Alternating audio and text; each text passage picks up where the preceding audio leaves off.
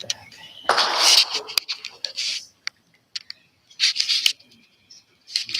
Yeah, you get very small then. I'm going to come around this side. That's good. This is perfect. Okay. Om Sthapakaya cha dharmasya sarvadharma swarupine avatar varishtaya Ramakrshna te namaha. Good afternoon, everyone. Nice to see you in a new venue. The Hindu temple is my first time here. It's a beautiful temple.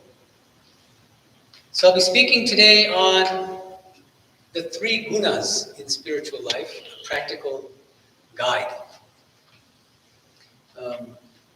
Some people have asked me, what are your 2 desert island books? What are the 2 books you bring with you to a desert island if you could only choose 2 books? And I readily answer Bhagavad Gita and the Gospel of Sri Ramakrishna. These would be my desert island books. These 2 books have a lot in common, these 2 holy scriptures. One thing that's striking about both of these scriptures is that they speak of the highest. It's probably too high, right? Or is it fine? No, speak it loudly. It's okay, it's fine, huh? Okay. Should be okay. Both of these scriptures, Bhagavad Gita and the Gospel of Sri Ramakrishna, speak of the highest spirituality, the highest philosophy. But at the same time, both of these scriptures are intensely practical.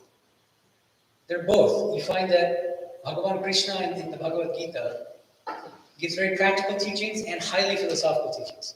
Thank you. Sri Ramakrishna does the same thing in the Gospel. You find a lot of very high spiritual and philosophical teaching, and at the same time, extremely practical, down-to-earth advice for everyday spiritual aspirants, householders, monastics, everyone. And another commonality you find between these 2 wonderful scriptures is that both of them talk constantly about the 3 gunas. And that's quite striking. This is not often noticed, I think. Bhagavad Gita talks about the gunas in a number of different chapters. Sri Ramakrishna talks about the gunas in many places in the Gospel, in many different contexts. Why? This is the question. This is one of the questions I want to explore today. One reason I think that both of these great scriptures emphasizes the 3 gunas so much is because the 3 gunas paradigm harmonizes theory and practice in a very beautiful way. There's a whole theory of the 3 gunas. There's a philosophical theory, and at the same time, it's extremely practical. It helps each spiritual aspirant in their daily spiritual practice. And I want to show how that's the case. First of all, there's a translation question. How do we translate the term guna? Often the term is translated as quality, the 3 qualities. I don't think that's a very good translation, to be honest. And one of the reasons is because quality means like an attribute of something else, of something more. The day. It's just the day. Sorry, Swami. You didn't want to have a door by the video like we had before. Okay. So the reason why I don't think that qualities is the best translation of gunas is that, or one of the reasons, is because being a quality of something means that it's not the most fundamental thing, that you're a quality of something that's more fundamental. But the gunas themselves are extremely fundamental. That's the important thing. They're not just qualities. They're fundamental energies. So I like the term energy better than quality. The 3 energies in spiritual life. Sattva, Rajas, and Tamas. And these different energies manifest in countless ways. In our behavior, in our actions, in the way we talk, in the way we dress, in the way everything, in the kind of food we eat, in all these details. These 3 fundamental energies manifest in all sorts of ways. Highly Rajasic people manifest Rajas in various ways. We'll talk about the different ways. Highly Sattvic people manifest the Sattva energy in different ways, you see. So what are these three gunas, these three energies? Tamas is the guna.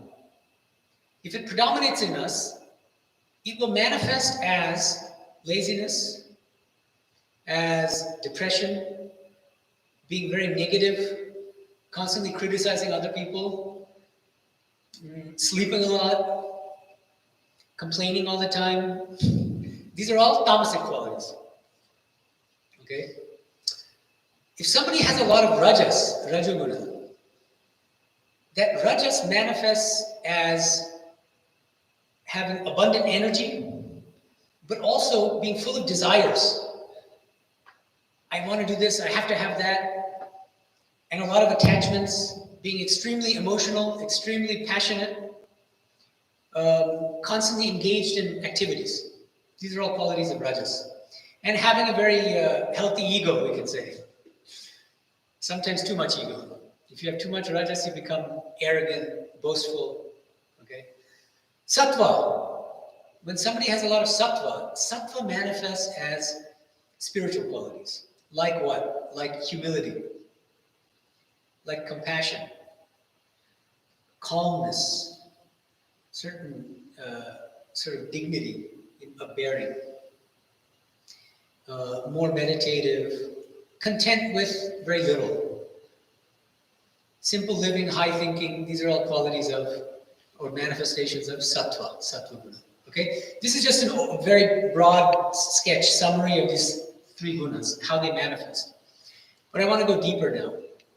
But now, some of you who know something about the three gunas, some of you who have studied the Bhagavad Gita, the Gospel of Ramakrishna, might raise an objection and say, why are you talking about the three gunas? The goal in spiritual life is not becoming sattvic. That's true. The goal is not to become sattvic. The highest goal is not to become sattvic. The highest goal is God realization, or liberation, or knowledge of Brahman, whatever you want to call it, or knowledge of self. That's the highest goal, knowledge of the truth. So why am I emphasizing the gunas so much? Why am I emphasizing becoming sattvic so much?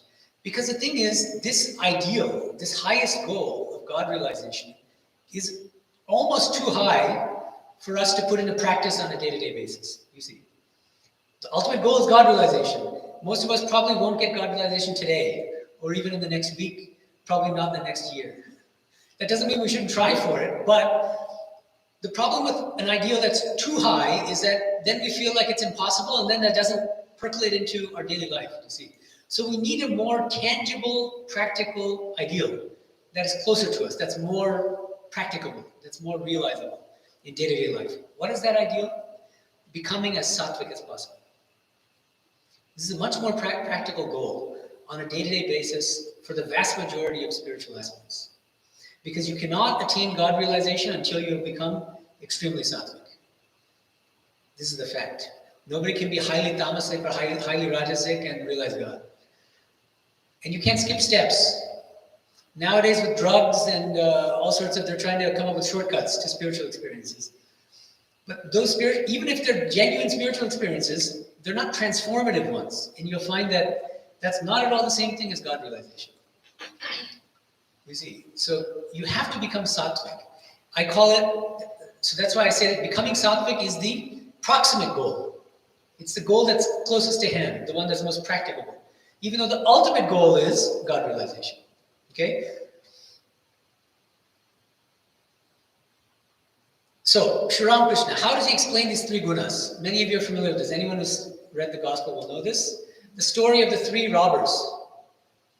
Tinjon Dakat. So this is a story Sri Ramakrishna tells, and I'm going to paraphrase and slightly embellish, adapt it to modern times a little. There's a very wealthy gentleman walking along the street, and three robbers pounce on him, steal his money. And then the first robber, who represents Tamas, says, now that we've taken his money, we don't need him, and if we let him go, he's going to run to the cops, so let's kill him. Sri Ramakrishna says, this is the example of Tamas. Tamas destroys, you see. The second robber, who represents Rajas, says, whoa, we've taken his money, let's not go that far, we don't need to kill him. Let's bind him to a tree so he can't run off. Rajas binds. This is the beauty of his stories. Every detail is important actually in these stories. So they tie this poor man to a tree with ropes. The third robber is sitting there watching, feeling bad actually inside, but not saying anything. Then the three robbers go off. That third robber, representing Sattva, comes back to this man alone. Says, poor fellow, let me untie you. Very gently he unties the ropes, takes him by the hand, gently lifts him up, says, are you okay? Oh, I'm so sorry about this. Now, you have to go in this direction. And he points him in this direction. And that gentleman says, you've been so kind to me, oh sir. Why don't you come with me? And then he says, I can only point you in that direction, but where you're going, I cannot follow. I can only take you so far. So that's Sattva Guna. It points in the direction of God realization.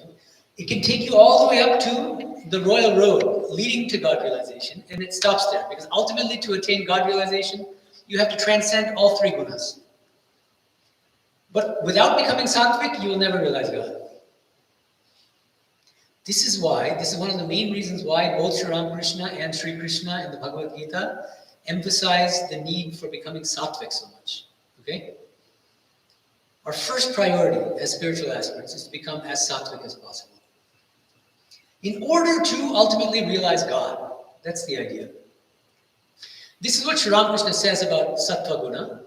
This is from the Gospel, June 15th, 1884. God cannot be realized without Sattva. Love, discrimination. Discrimination here doesn't mean racial discrimination. It means discrimination between the permanent, the impermanent, the real, the unreal, self, not self. So love, spiritual discrimination, kindness, and so on. It is the very nature of rajas to involve a person in many worldly activities. That is why rajas degenerates into tamas.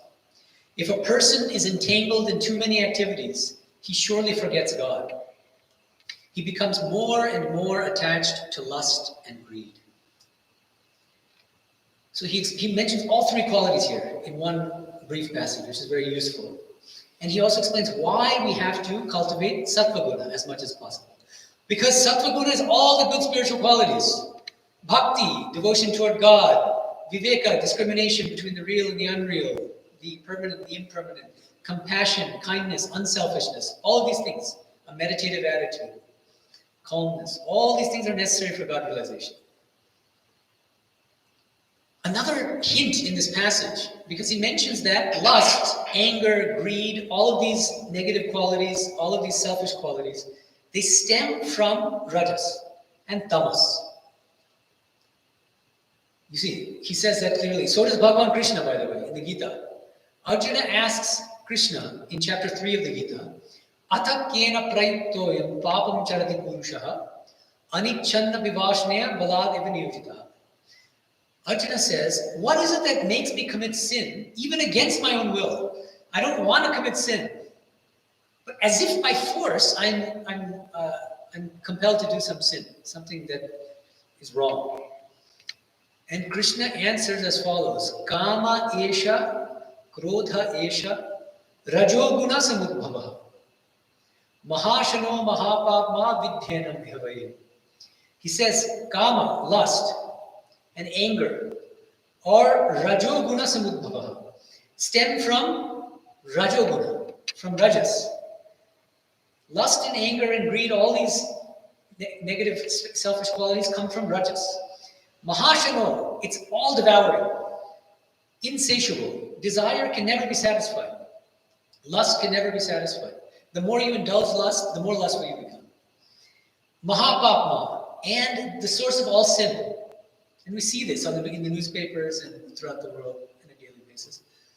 Vidhenam ihavaidinam. Know this to be your enemy. Know lust and anger to be your enemies in spiritual life. But the key here is, both of these qualities come from rajas. So now the hint which both Sri Ramakrishna gives and Krishna gives is, one of the most effective ways to handle these very, very strong impulses, lust, anger, greed, is not the direct approach. If you take the direct approach, sometimes or often, it backfires. Take the indirect approach. What's the indirect approach to handling lust and anger and greed? Become more sattvic.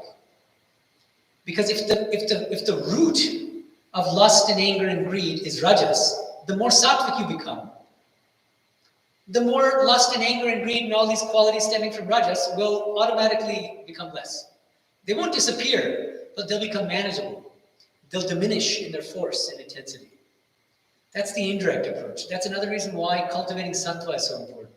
Because when you become sattvic, all of these negative selfish qualities will somehow, you'll find that the more sattvic you are, the less important they are in your life, these negative qualities. The less you have to fight with them. That's the beauty of it. Because if you have to fight head on with these qualities, often you fall flat on your face. Or there's a reaction, there's a kind of, you might temporarily repress those emotions. Ultimately, they'll come up again. So the better solution is the indirect one. Become more sattvic, and these negative qualities which come from rajas will automatically diminish. They won't disappear until God realization, but they'll become manageable. Okay. Now, why is understanding the workings of the three gunas so important? For two main reasons. Number one, it helps us in the indispensable task of what I call brutally honest self-assessment. We talked about it a little bit in our question and answer session yesterday. Brutally honest self-assessment. Notice I'm not just saying self-assessment, because if I just said self-assessment, the ego is very good at giving a very rosy picture of ourselves. Oh, I'm so great. Here's a list of my great qualities. I'm better than you at this and that. No, brutally honest. You have to be brutally honest with yourself in assessing your strengths and in your weaknesses. And the understanding the three gunas helps you in this task. Why? Because once you understand how these three gunas manifest in your day-to-day life, you can catch yourself and say, wait a minute, during my meditation I was falling asleep. That means I'm tamasic during my meditation. When I'm talking with my coworkers and my boss, I become too arrogant. I start arguing with them. With my children, I'm kind of bossing over them and micromanaging. Rajas. This is all rajas. You see, it helps you to kind of classify your activities, your behavior. So you can determine where you stand now. Where do I stand? Am I predominantly tamasic? Am I predominantly rajasic? Am I predominantly sattvic? And most likely, you'll be highly sattvic in some ways, highly rajasic in other ways, highly tamasic in other ways. That's also possible. And it helps you to do that kind of fine-grained analysis, actually. If you understand how these three gunas manifest in many different kinds of activities in your day-to-day life, which we'll talk about in detail. So that's the number one step in spiritual life. That's how the gunas is very helpful in helping us in this task of a brutally honest self-assessment. But second, once we know where we stand, what precise steps should we take to become as sattvic as possible? The gunas, understanding the gunas helps us in that too, answering that question, you see. Because if I'm very rajasic in the way that I behave with other people, if I understand how a sattvic person behaves with other people, then I can try to become more sattvic, you see. That's the idea. So in both these tasks, brutally honest self-assessment and what steps do I have to take to become more sattvic? Understanding the three gunas helps us in both of these tasks, okay? Otherwise, you might be puzzled because so much of the Gita is taken up with classifications based on these three gunas, especially chapter 17 and 18. If some of you have studied the Gita, you'll know. Chapter 17 talks about three different kinds of faith, shraddha. Sattvika Shraddha, Rajasika Shraddha, Tamasika Shraddha. Gita talks about three different kinds of food. Sattvika people like a certain type of food. Rajasika people like a totally different type of food. Tamasika people like a totally different type of food. We'll talk about it in more detail later. But I'm just giving you a sense, overview. Gita in chapter 17 talks about three different kinds of sacrifice. And you might think sacrifice must be sattvic. Sounds like you're sacrificing ego and all that. That's nice. No, there's a sattvika form of sacrifice, there's a rajasika form of sacrifice, and a tamasic form of sacrifice. Everything depends on the inner attitude with which you do the sacrifice. In fact, doing anything. What is your attitude? What is your motive behind the action or the behavior? Austerity. You might think again, austerity is a spiritual practice. It should be sattvic. No. There's sattvic austerity, rajasic austerity, and tamasic austerity. Rajasic austerity is the kind of austerity where you do something, you're practicing some austerity, but with a worldly desire in the background as the motive. I want to impress so-and-so people. I want to get money. Those kinds of things, you see. I want recognition for what I'm doing, how great a monk I am, how great a tapasvi I am, spiritual aspirant I am. You see, a sattvika person, that person will do their austerities, their spiritual practice in private. Nobody will know. That's a sign of sattva.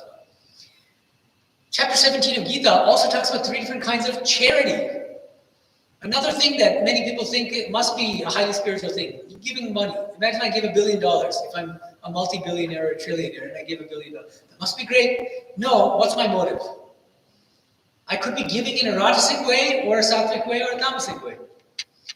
Rajasic giving is where I give something, but secretly expecting something in return. That could be that I demand that you put a big golden plaque on the building that I'm donating to, saying the Swami Medhanandaji building. You see, so that I get recognition, put my name in a newspaper that I've donated so much money. You see, a sattvika donor will tend to be anonymous. They don't want recognition for it. They don't expect anything in return. Tamasika giving, you might ask. What is tamasika charity? Somebody who gives in a tamasic way, somebody who, first of all, doesn't think about the person that they're giving to. Because you have to be discriminating. If you're giving charity in the right way, you should give to the right person, at the right time, under the right circumstances, and you have to give the right thing also. And a tamasic person will give the wrong thing to the wrong person at the wrong time in the wrong circumstances. So let me give you a simple example. There's a homeless person who's also a drug addict and an alcoholic. This is not made up because it's there. You could think of many cases of this, right? And you want to help this person. And the person is starving. That person needs food. There are 2 things you can do. One thing is you can throw money at the person. Now, if you give money to the person, what do you think that person's going to do with the money?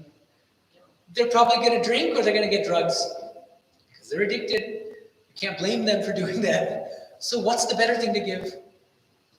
Buy them a meal, a hot meal, healthy food. Eat it with them. Show some compassion, talk to them, show some love. But the tamasic person will just give money and leave. Not follow up, not care what they do with it. And they might say, I'm so great because I gave this money to this homeless. They might brag about it. Then that becomes more rajasic also, tamasic and rajasic. You see. So give to the right person at the right time, under the right circumstances, and give the right thing also. That's sattvika giving. Okay. And there are many other classifications in the Gita. Chapter 18, there are 3 kinds of doer, karta. This is also very practical. Oh, we talked about this in some detail yesterday, actually. The sattvika doer is the one who is free from all attachment, free from egoism, nonetheless, who is full of enthusiasm and perseverance.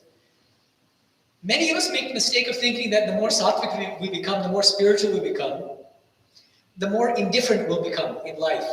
If I become too spiritual, I won't love my children. I won't be committed to my husband. And I'll become bored at work. No, it's not that. Full of enthusiasm and perseverance.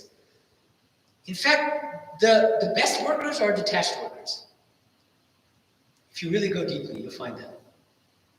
Because then you're not as affected by external circumstances so much. You can focus just on the work. To do it to the best of your ability and leave the results. Siddhi siddhyo nirvikaraha is another quality of the sattvika doer. Equal in success and failure. You leave success or failure up to God. You do your best, you do your part. Try your best, do your best, leave the rest. That's the motto. And there are many other classifications. We'll talk about a few more of them a little later in the talk. Another thing I wanted to mention, this paradigm of the three gunas, it's not a rigid classification set in stone 2,000 years ago, not like that. They talked about the three gunas in many of these old scriptures, but we can adapt this paradigm to modern times. That's another nice thing about it. We can customize it, we can expand it, we can modernize it for modern times, for current times. Okay? And I also want to talk about, in the course of this lecture, especially toward the end, how we can begin to do that. In 2023, about to be 24, right? In a couple months. So, what does Sri Ramakrishna say about these three gunas? What kind of classifications does he give? One of the major classifications is three different kinds of bhakti. Many of you know this. He says a sattvika bhakta is somebody who, in the middle of the night, inside his or her mosquito net, is quietly doing spiritual practices. Everybody else is asleep. That person may wake up quite late in the morning because that person has been up doing sadhana for most of the night. Other people will say, you're such a lazy bum, you sleep all the time, good for nothing. And the sattvika person won't say anything in response, you see. The rajasika bhakta is somebody who, in front of a large group of people, will do spiritual practices in a very showy way to attract other people's attention. And Sri Ramakrishna has these wonderful details. We'll talk about some of these details tomorrow in the center, because I'll be talking about Sri Ramakrishna's humor tomorrow. And he was a master storyteller, so he would add these little fine details and subtleties that really enhance the spiritual value of these stories. So he says, the Rajasika Bhakta is somebody who wears a big japamala, meaning a rosary, a necklace of rosary beads, with gems strewn in between, to attract more attention. Wow, look at him, such a beautiful japamala, what a beautiful shining face. And look at how pious this person is. Rajasika Bhakta. Now, the Tamasika Bhakta is very interesting. Why? Usually tamas is the worst of the three gunas. Tamas destroys, as Sri Ramakrishna says, as the Gita says.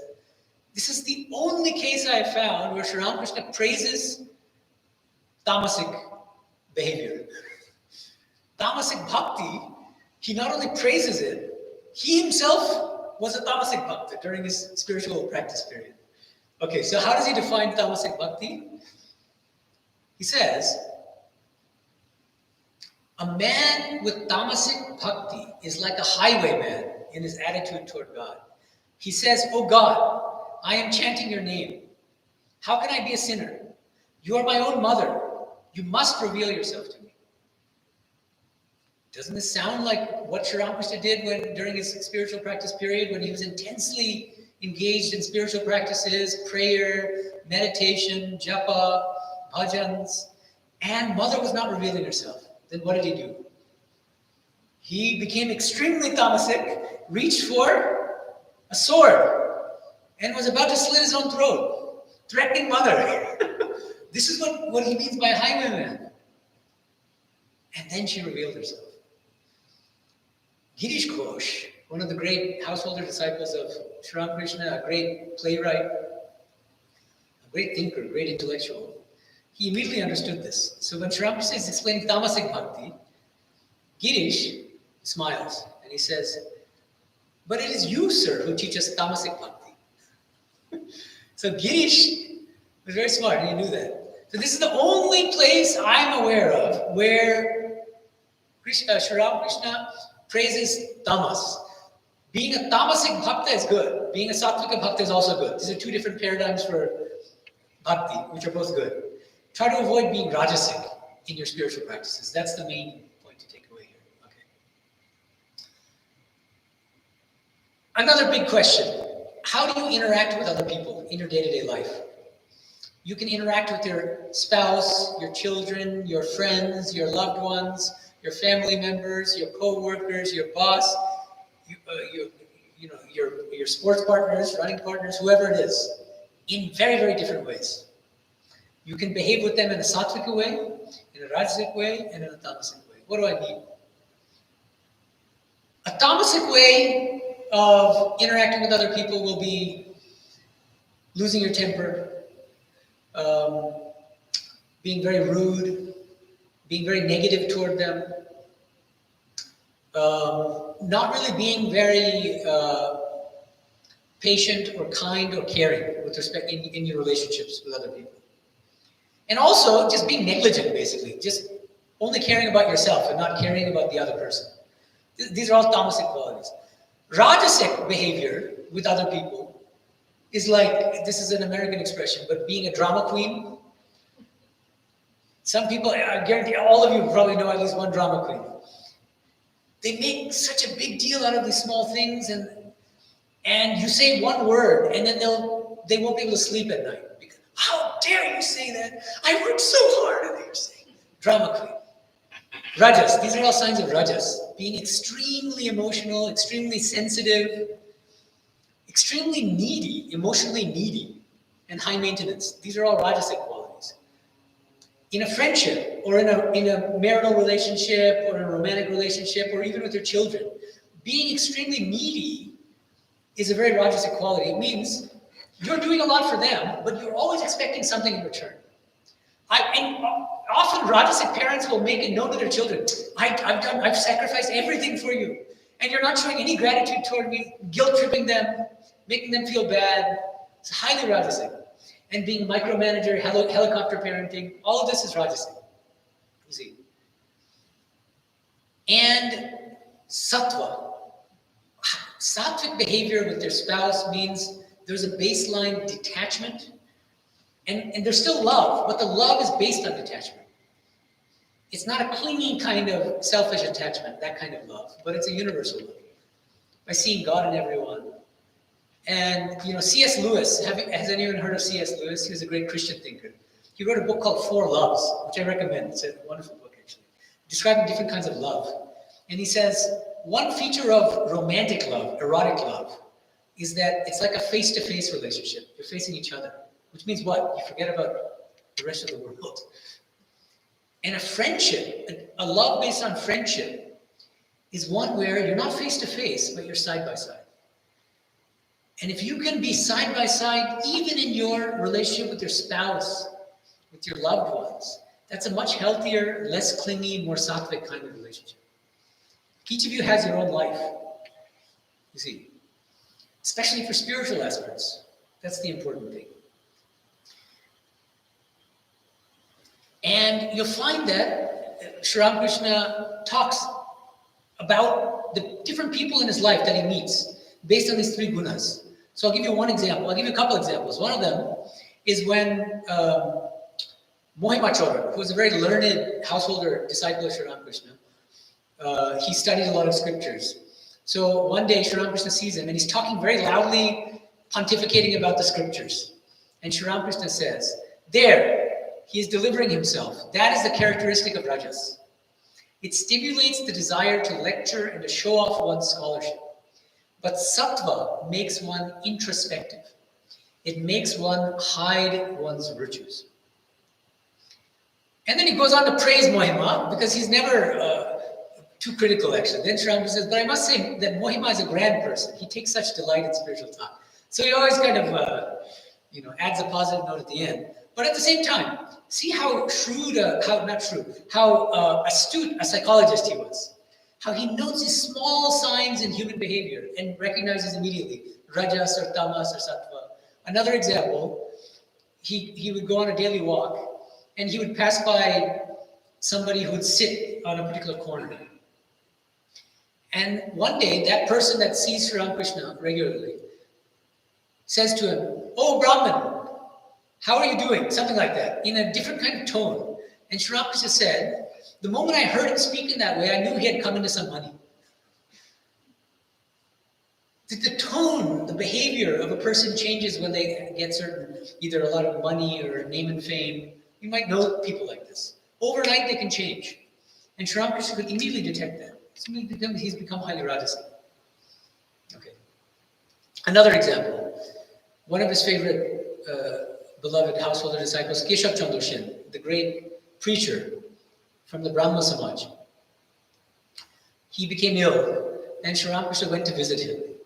And the author of the gospel, Muni, Mohendranath Gupta, he tells Sri Ramakrishna, I hear that you visited Keshav Sen. Shri says, yes, how is he now? And then M says, he hasn't recovered to any extent from his illness.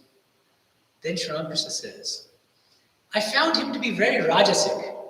I had to wait a long time before I could see him. It's another very interesting detail. They made an appointment. He came at a certain time. Keshav was expecting him. Yet, he made Shri Ramakrishna wait a half hour, 45 minutes, who knows how long. That's a sign of rajas. You'll find that a lot of VIPs especially, this is one way of enhancing their own importance. I have an appointment at 9 o'clock with the VIP. I come at 8:55. They'll have me waiting till 9:45. And then they'll come in, they won't apologize. And they know that you have to wait for them because they're that important, you see? And that makes them feel good inside. It's a sign of rajas. So these small things, if you can notice that in yourself, see, the idea is not to catch other people. Of course you can do that, but the main purpose is to turn the mirror back on yourself. Try to detect tamas and rajas and sattva in yourself. And again, brutally honest. Be brutally honest. And don't say everybody else is rajasic, but I'm highly sattvic. That means something is wrong in your assessment. Okay. All right. I promised I would talk about food. So now we can talk a little about the gunas in relation to food. In our order and in our tradition, the Ramakrishna Vivekananda tradition, food is extremely controversial for different reasons. We're one of the only ashramas which is not strictly vegetarian. And many of our monks, not all, it's a personal choice, but some monks eat fish, for instance. And so other people may criticize, but there's a philosophy behind it. There's a spiritual idea behind it. I want to talk about that to some extent. But let me begin with a statement made by Sri Ramakrishna. This is from 1885, October 18th. His spiritual son, Rakhal, who later became Swami Brahmanandaji. Sri Ramakrishna says, Rakhal has indigestion.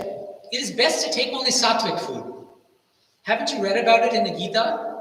Don't you read the Gita? Sri Ramakrishna is himself referring to Bhagavad Gita and specifically thinking of its classification of different kinds of food based on the three gunas. In chapter 18, or chapter 17, verses 8 through 10. But one common mistake that people make is to think that the Gita talks about sattvika food and rajasika food and tamasika food. You can talk about it, but the Gita does not directly talk about the food in terms of these three gunas. It talks about the kind of food that is preferred by sattvika people, and the kind of food that is preferred by rajasika people, and the kind of food that is preferred by tamasika people. That's what it talks about, you see. And I'm just going to give an overview here. Sattvika people prefer food that is healthy, nourishing, soft, succulent, satisfying, but without having overly strong tastes. Rajasika people tend to like food which is very strong in being either very bitter, very sour, very spicy or hot. All of these are qualities of Rajasic people, if they like that kind of food. Some people like food that's so spicy that unless they're sweating, they're not satisfied. That's a sign of Rajas. And Tamasika people like food that is stale, rotten, fermented overnight. If they like leftovers, some people will actually like food that's been in the fridge for 5-6 days. Tamasic people like that kind of food. Okay. Now, one way to make yourself more sattvic is to look at your dietary habits. What kind of food do I naturally like? And if you find that it's these kind of very pungent, spicy kinds of foods, one thing you can do is try to introduce more sattvika food in your diet, your daily diet, which will help you to become more sattvic. At the same time, don't think that what you put in your mouth is the be-all and end-all in spiritual life. That's another kind of mistake that many spiritual aspirants make. And being vegetarian, for instance, becomes a great source of pride for some spiritual aspirants, and they put down other people who are not vegetarian and this kind of thing. This is dangerous in spiritual life because vegetarianism then can become a source of ego. Premanandaji, who was one of the direct disciples of Sri Ramakrishna, monastic disciple, Babu Rama, he was vegetarian. And Swamiji, Swami Vivekananda, he detected a slight bit of ego, vegetarian ego there. So one day, I'm just paraphrasing, but he said, "Do you love me?" He said, "Yes, of course." Premananda said, "Of course I love you." Then eat this. And he put a piece of fish on his plate. And he ate it. You see, just to break that little bit of ahankara, that little bit of egoism that was holding him back a little bit in spiritual life. And I also want to remind you of another thing Sri Ramakrishna said about food. He said, "Blessed is the person who feels longing for God, Vyakulata, even though he or she eats pork, which is considered to be very impure, especially in Indian culture, Hindu culture. But shame on that person whose mind dwells on lust and greed, though that person eats the purest food, boiled vegetables, rice and ghee, the most sattvic food. But if your mind is on lust and greed, that food is of no avail. And you become egoistic about the fact that you're so austere and you're eating this very sattvic food, and yet your mind is on, you're like a vulture soaring high in the sky with your sights set on the carrion beneath, on the ground, you see. So we should be very careful. And at the same time, sometimes followers of our tradition go to the other extreme and say, food doesn't matter in spiritual life. That's another mistake. See, food is not the be-all and end-all in spiritual life. And it's also not true that food is irrelevant in spiritual life. That's also a mistake. I can eat whatever I want. If you're highly elevated, you can eat anything you want. That's why when very impure worldly people would give food to Sri Ramakrishna, Sri Ramakrishna said, "I can't touch this food because the people who are giving it are much too worldly. Give it to Naren. He'll give it." It was like a junkyard. He knew because Swamiji, Swami Vivekananda, he was so strong in detachment and dispassion and such a spiritually evolved soul that he could eat anything. And he said, all the impurities in the food will be burned away by the fire of knowledge that's burning brightly within him. Yet he held Swamiji in such high regard. But we are not Swamiji. That's the thing to keep in mind. And what we take into our mouths actually affects our minds, because there's an intimate connection between body and mind. The mind itself is a subtle form of matter.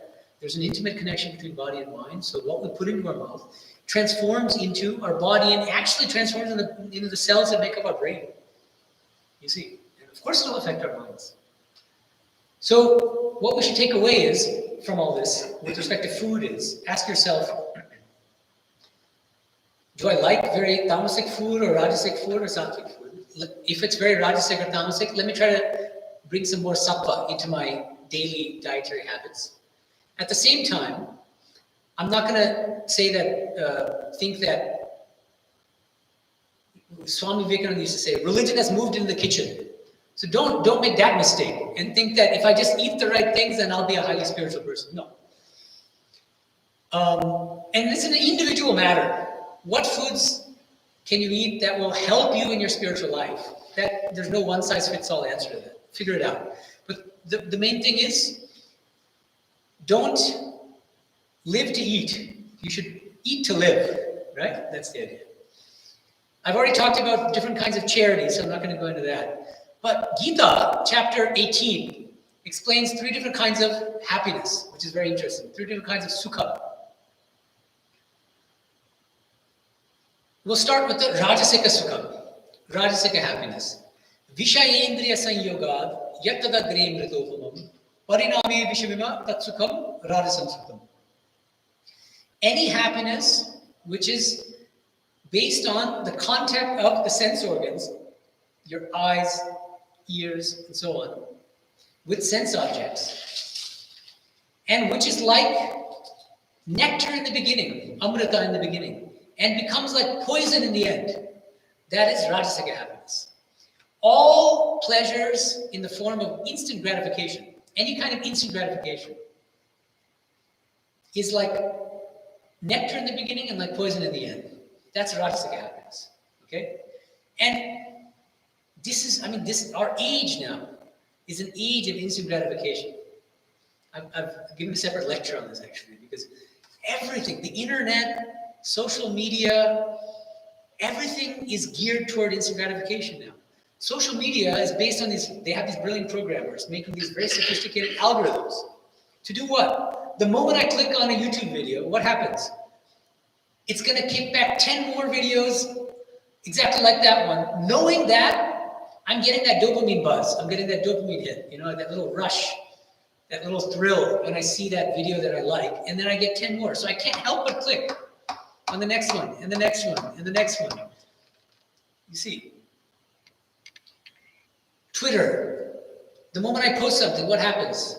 If I'm very rajasic in my use of social media, what do? I'll keep looking to see how many people are retweeting my post, how many likes I'm getting, how many comments people are making on my posts, whether it's Facebook or Twitter.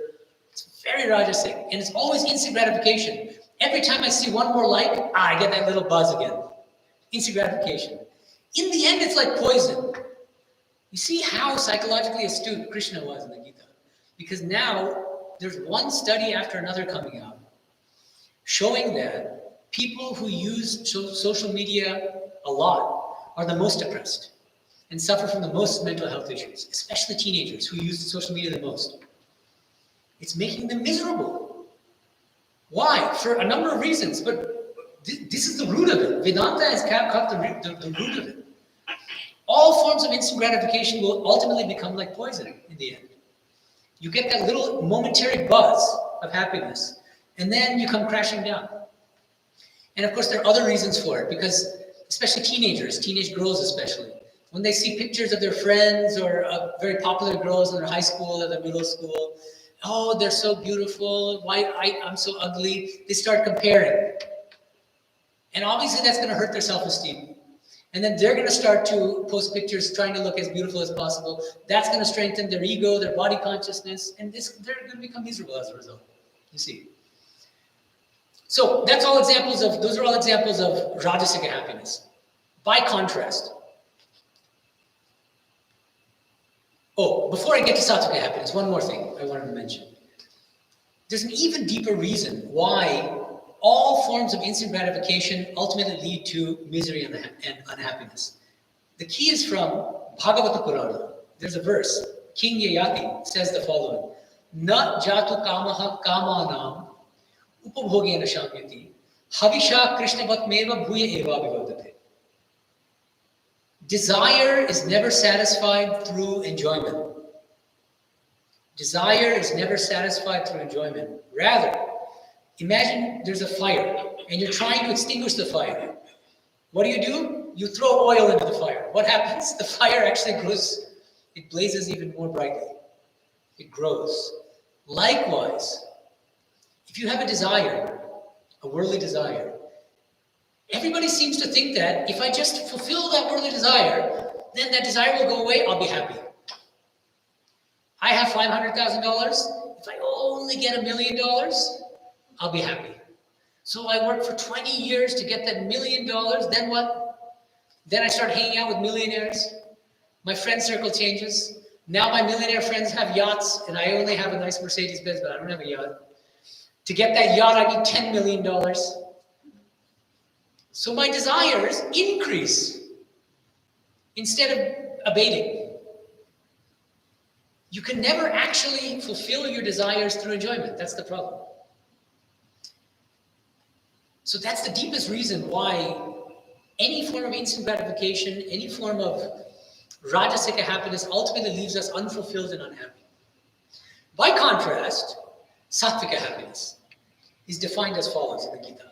Yat tad agre vishameva pariname mritopamam tatsukam sattvikam proktam atma buddhi prasadajam.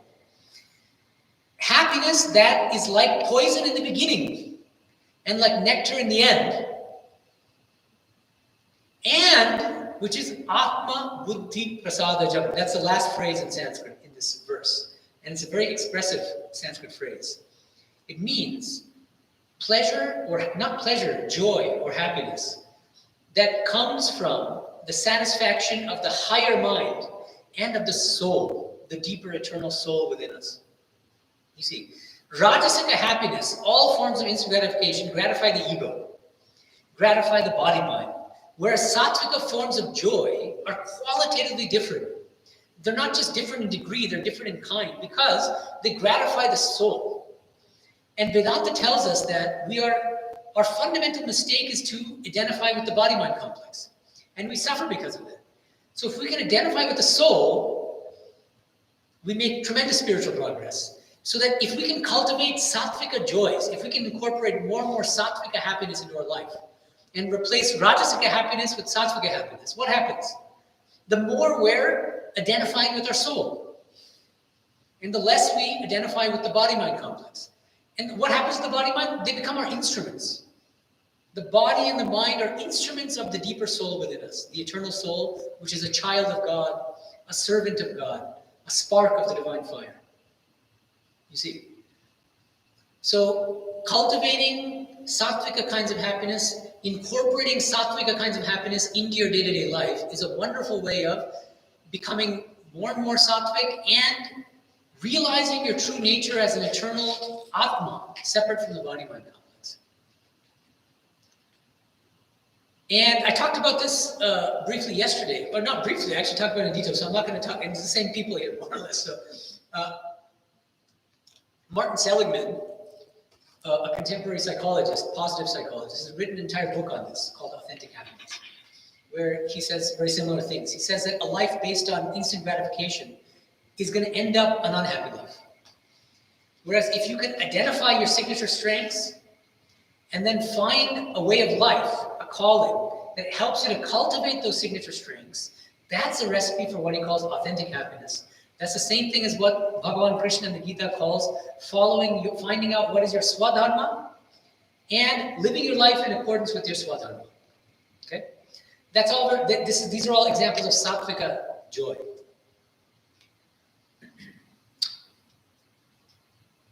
So now, some practical suggestions. Where do you stand with respect to the three gunas? I've only kind of just touched the tip of the iceberg here. Go to the Gita, go to the Gospel, and you'll find more examples, and try to apply this paradigm of the three gunas to your day-to-day life. Analyze what you do throughout the day, in the course of the day. When you go to bed, when you wake up, if you find yourself sleeping for 12 hours a day, that might be a sign of tamas, for instance. Do you see what I mean? And then when you wake up, what do you do? And how do you do it? It's not just what do you do, but how do you do it? What's the motive, the inner attitude with which you do those things? You have to analyze all of that and do it at a micro level in the course of your day. When you sit for spiritual practice in the morning and in the evening, let's say, meditation, is it a tamasic meditation? What does a tamasic meditation look like? It looks like this.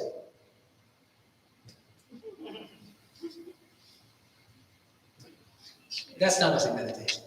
I've seen this many times. And I just wonder, go to bed for goodness sakes, and then get a good sleep, then come back. Okay, so that's tamasic meditation. Rajasic meditation, somebody who, they're not falling asleep. The mind is extremely distracted. You're supposed to be focusing on the mantra, focusing on your Ishta Devata in your heart. Instead, you're thinking about what you're going to eat for your next meal. Why did that person say that to me? Or, oh, I'm so stressed out, I have a million things to do. Distracted mind, that's Rajas. Sattvika meditation is a deep meditation with concentration, with devotion, with detachment, dispassion. So, look at how you're engaging in spiritual practice. Is it tamasic? Is it rajasic? Is it sattvic? Or is it some combination? Or you might find that at a certain time of day, your meditation is more sattvic. At another time of day, you're feeling drowsy, it's more tamasic, you see.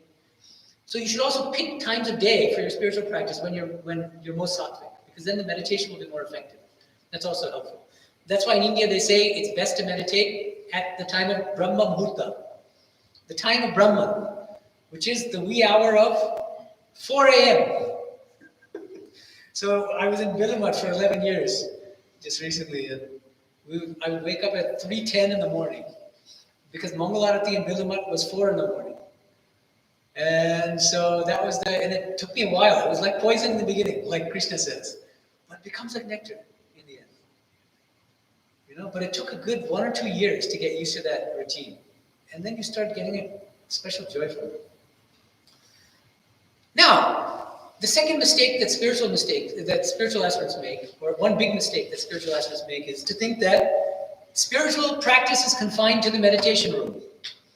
I do what my guru tells me for 5 minutes or 10 minutes, and then the rest of the day I'm raising my kids and fighting with my spouse and going to work. That's my normal life. And my spiritual life is the 5-10 minutes in the shrine. No. Try to spiritualize every moment, every waking moment of your life. That should be the attitude of a true spiritual aspirant.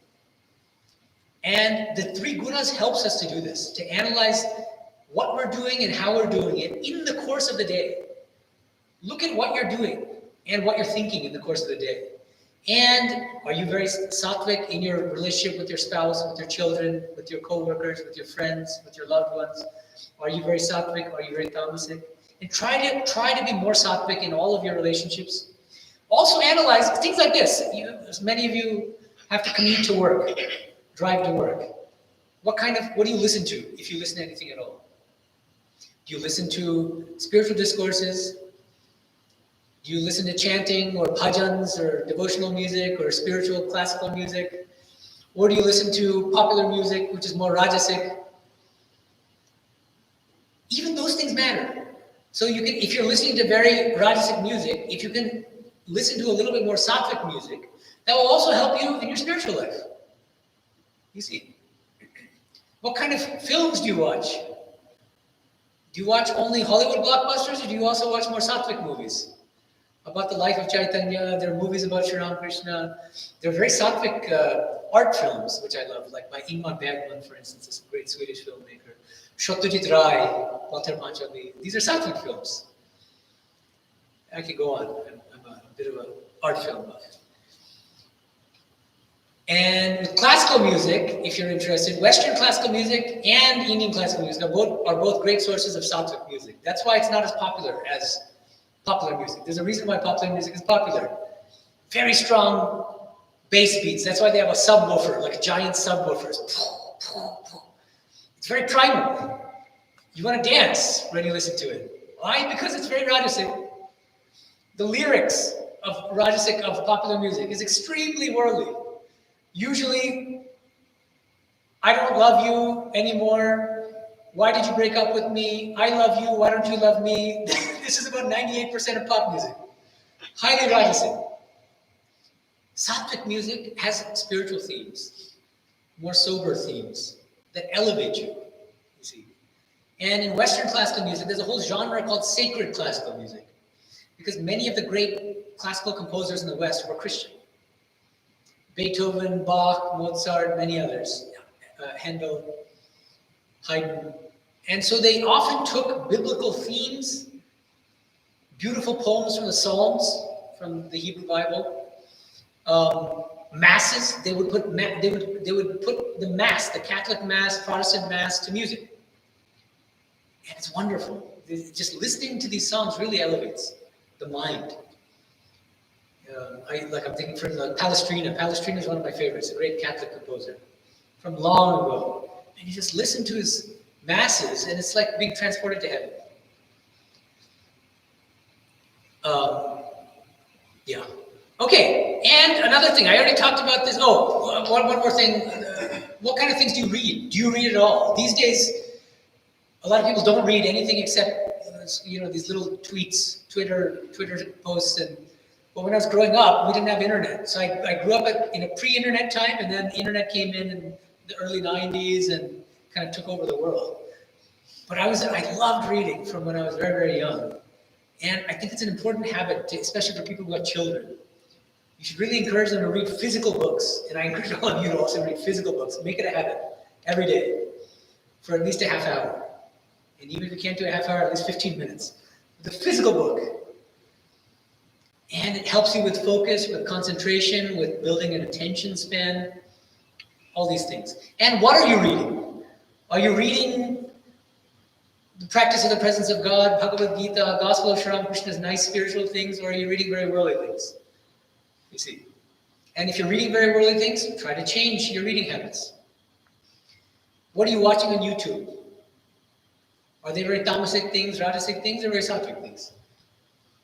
There's everything on YouTube. There are really wonderful things and there are really terrible things. Not just on YouTube, on the internet in general, you see. So be discriminating, be sensible and practical when you're using these modern technologies. And try to make them help you in your spiritual life. That's the main idea. Ask yourself if you have any addictions.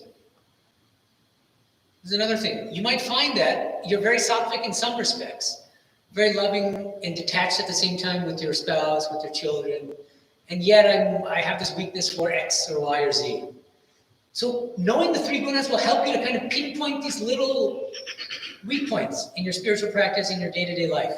You see, you can make these spot corrections. Oh, this I need to change. If I can just kick my smoking habit, then I'll become more sattvic. And then that's the thing that's holding me back.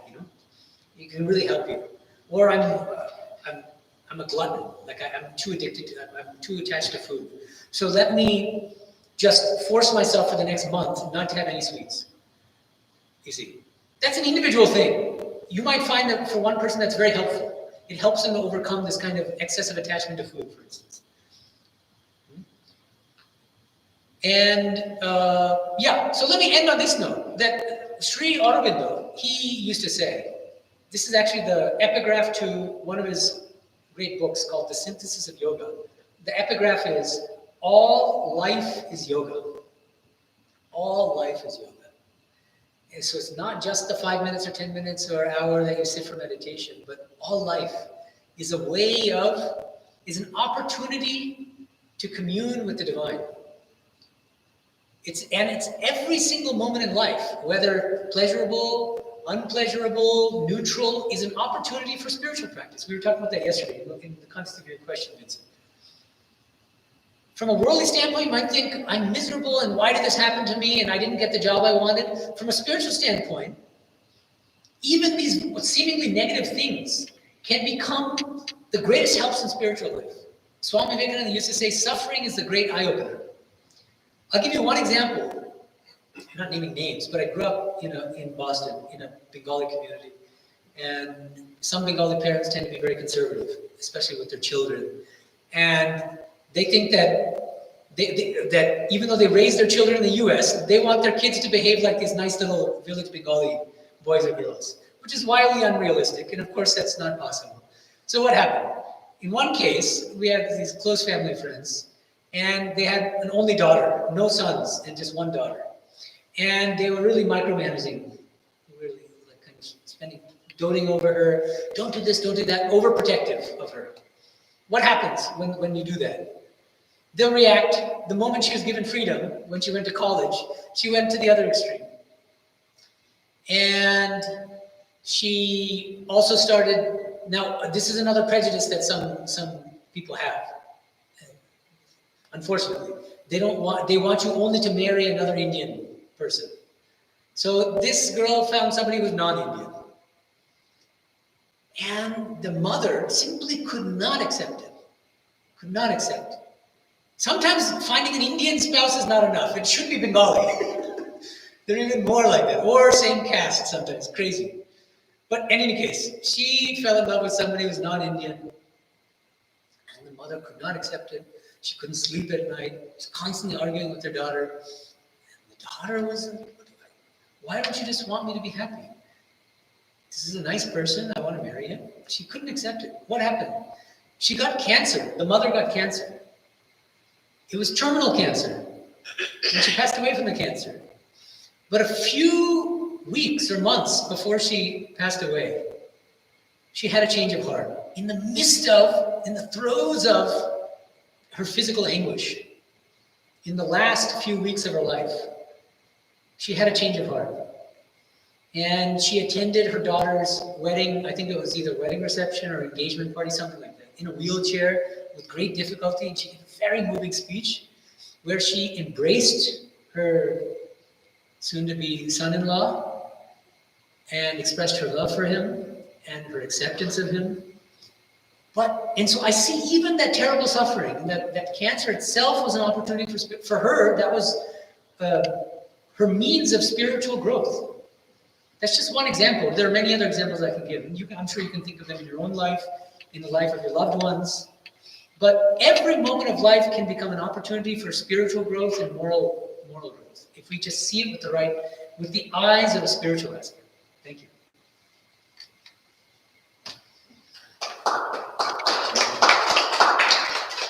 So, questions or comments? Questions,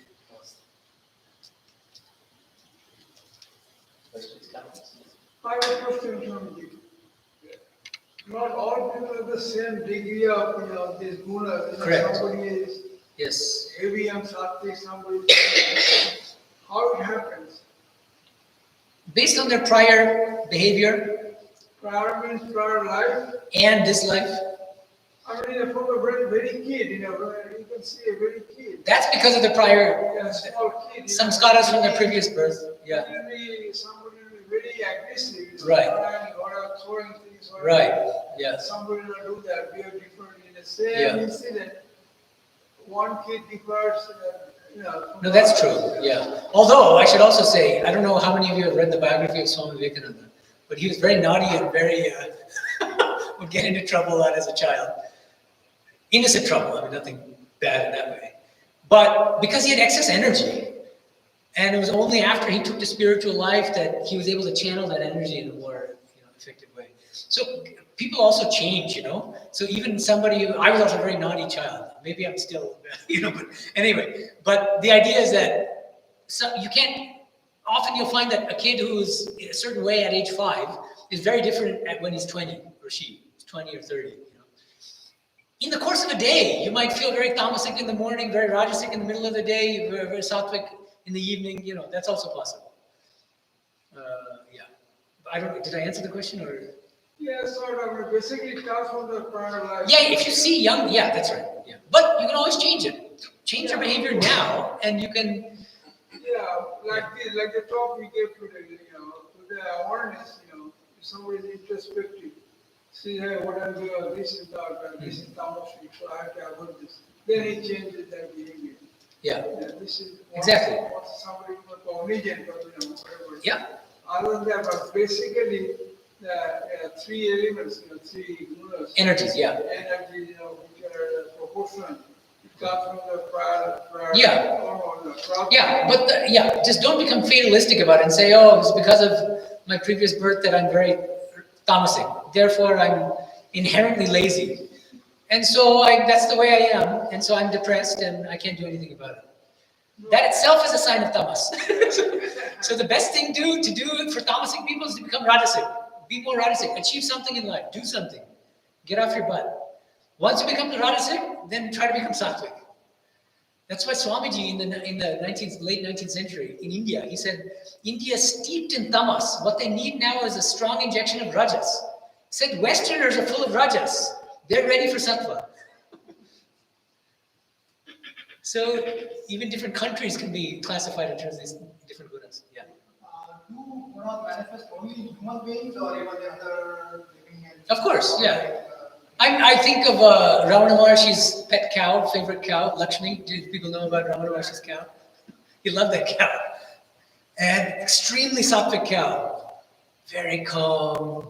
And apparently he by his grace, Lakshmi, the cow, attained liberation, which is very rare. Typically, the standard Vedantic line is that you have to be a human being to get liberation. But by his grace, his pet cow got liberation. But she was a very sattvic cow, so she was ready for liberation. That's why I heard Ramakrishna gave liberation to his mother. Yeah, right. And cow Lakshmi, who used to give him milk. Yeah. Used to come there and give him milk. Yeah. Sattvic, very sattvic cow. That's amazing. Yeah. The trees, all these trees, they have this tamasic, right? And Yeah, but they're also sattvic trees. I mean, that's harder. I'm not a tree specialist, but I bet that people who know trees well and plants, and they can distinguish tamasic plants. Like the person near Los Angeles, Barkhard, he was a botanist. He was a botanist. Yeah. Botanist. And he used to talk to a plant, and they grow as he says that if you take care of a plant, and when that plant sees you, Yeah. it feels so nearby. It feels you, yeah. It senses. It senses. Yeah. It does. J.C. Bose did those experiments even during Swamiji's time. And he found that plants have souls, according to George Hinduism. Bose, scientist George Bose, That's what I'm saying, J.C. Bose, yeah. Tree has life. Yeah, So exactly. even inanimate objects also have a program, right? Like the explore. Yeah, everything is made up of the Gunas, that's certainly true.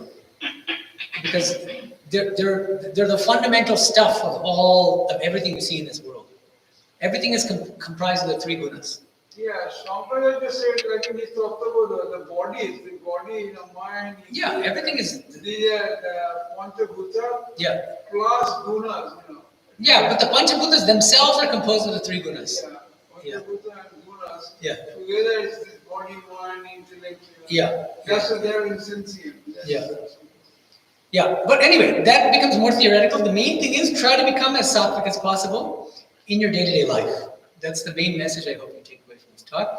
And if you understand some of these classifications based on the gunas in the Bhagavad Gita and in the Gospel, it'll help you in your day-to-day life. It's very practical, actually. It'll help you to pinpoint, little points of weakness in your daily life that are holding you back spiritually. Yeah, any other questions or comments? Nothing online, I'm guessing? Yeah, Vincent. Is it, so for example, you mentioned food, the different types of food and so forth.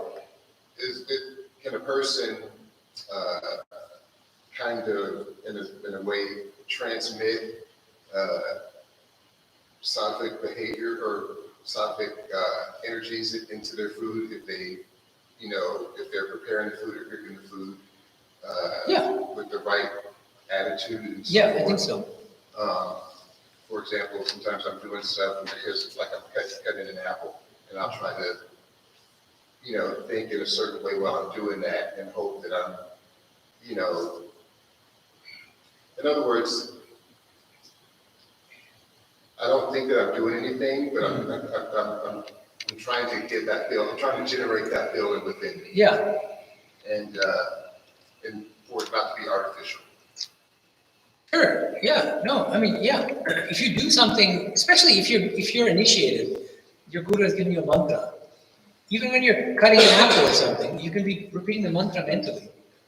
And what do what you're doing as a form of worship. Okay. Have you read Practice in the Presence of God by Brother Lawrence? I've read Parts a of it? small book. It's a tiny little book, yeah. But read the whole thing because you'll read it quickly. But it's a wonderful book, and it's about Brother Lawrence, who worked, we say in India, in the Bhandara. He worked in the kitchen.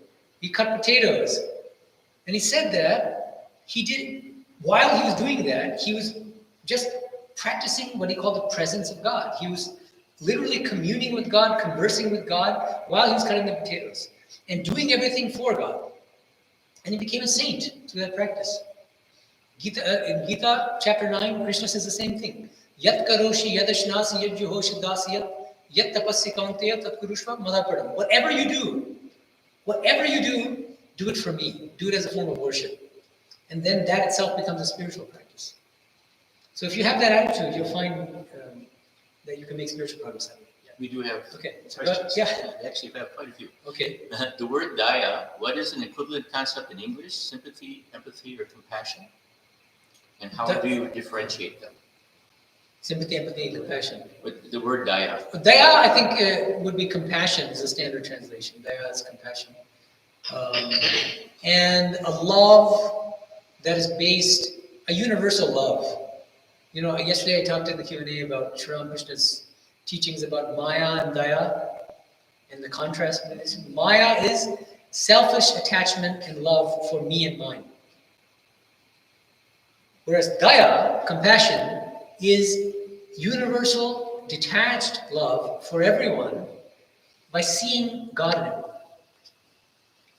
So that's how I understand Daya. Yeah. Next one.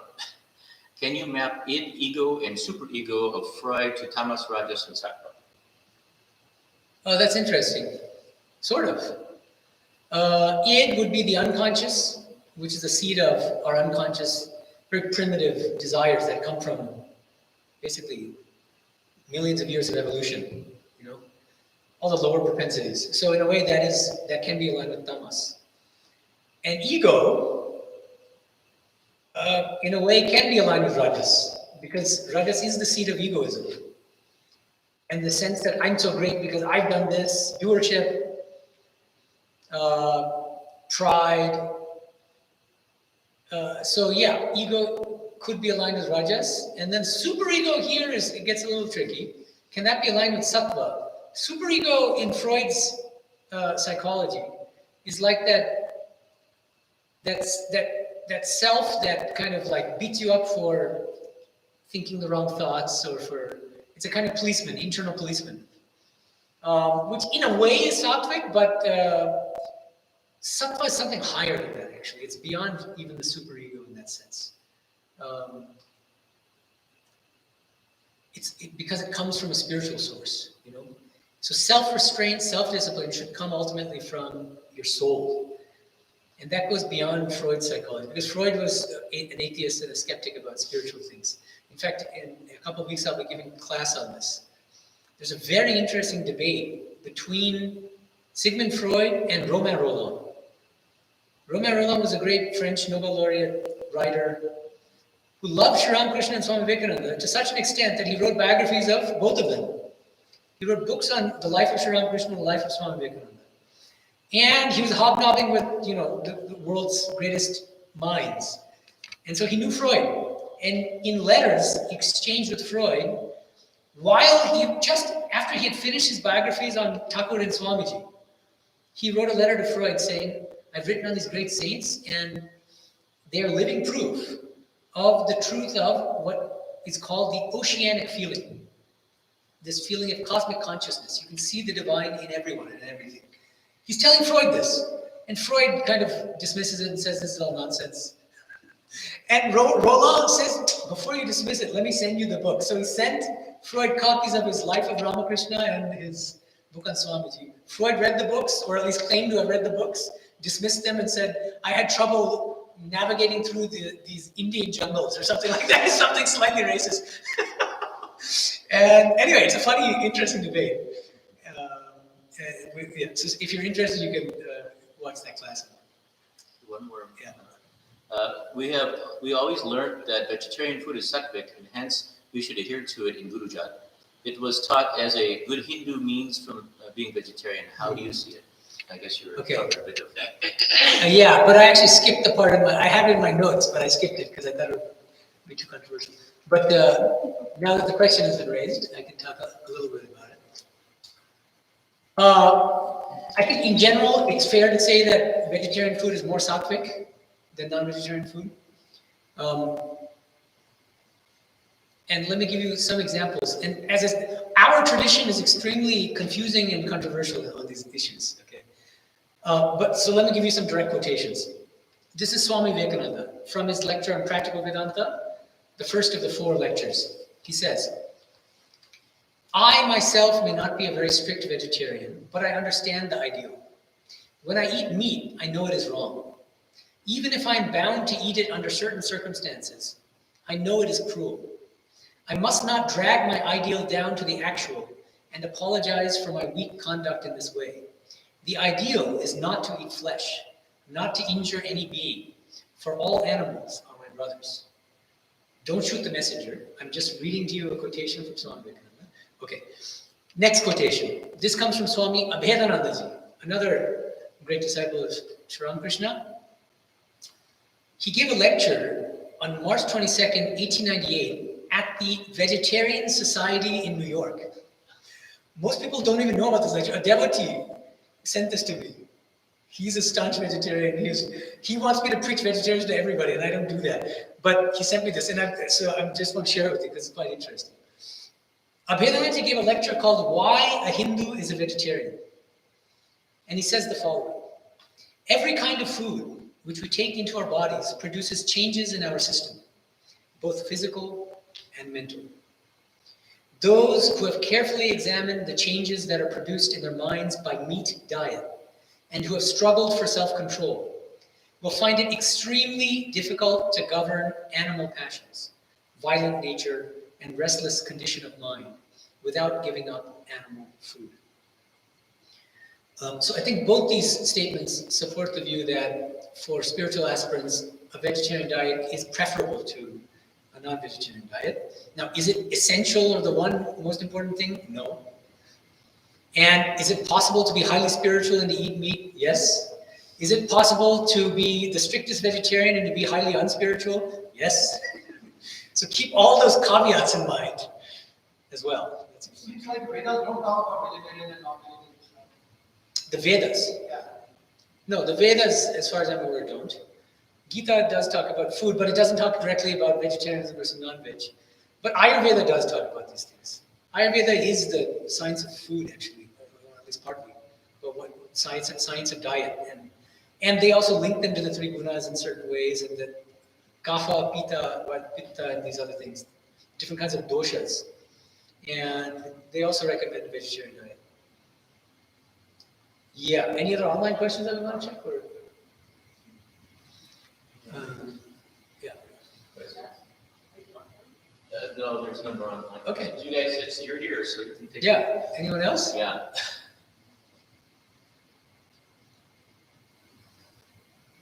Going once. Going once, going twice. All right. Thank you. Well, let me Yeah. just say quickly. We want to thank. We'll put this here so people online can see us. Let's see, you make it, most importantly. We want to thank everybody for coming. Obviously, thank you, Swamiji, for coming all the way from Hollywood to spend the weekend with us. This is his second time this year, which is really, he should get an extra commendation and commendation for that, because coming It's to my pleasure. a small center like ours is really amazing. We do have prasad for you guys. And since we have such a small group, take many, 3. They're nice. I don't even know what's inside yet. I haven't even looked at them, but I'm sure they're great. And they're vegetarian, which is even better. And if you're not on our emailing list, we do have Swamis coming in every month generally. We probably won't have, we will have our Swami Medhanandaji coming to the center December and January.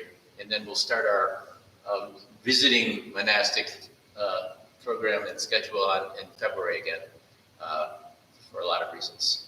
So if you're not on our emailing list, just see me and give me your email, and I'll put that on, so you'll have all of our events here in Vegas. Thank you, Panditji, for being here. We so appreciate your help and kindness, and when you greet us so nicely here in the temple. I know you had a huge weekend, Yes. and now we have this too, so it's over the top for you, and a great thank you for the extra. Thank you so much. Thank you so much. And thank you, Paresh. He's always so kind to us. He really goes out of his way. He makes our flyers. He just schedules us. He's the president of the temple here too. And we thank Panditji Vishnuji too. He's always such a kind soul to us, the 2 Panditjis. So thank you all. And we wish you a wonderful weekend. And tomorrow, Swami, as he said, is giving his final talk in Las Vegas for this weekend at the Vedanta Center, which is only 1.5 miles away from here, about 7 miles, 7 minutes if you drive slowly. And that's going to be at 4 p.m. tomorrow, and we'll have prasad food afterwards. Sri Ramakrishna's humor is the topic tomorrow. Yes, which is good. I was Stay gonna say. tuned. So please come. So it should be really a fun, light talk, but with profound undercurrents. And we'll have chanting and some more of that stuff too tomorrow. So thank you all very much. And please don't forget your Krishna. Thank you so much. Om Shanti Shanti Shanti Hari Om Tat Sat Shri Ramakrishna Arpanamastu. Thank you all. Thank you. Thank you, Maharaj. Jai Mata. Jai Mata. And thank you everybody online.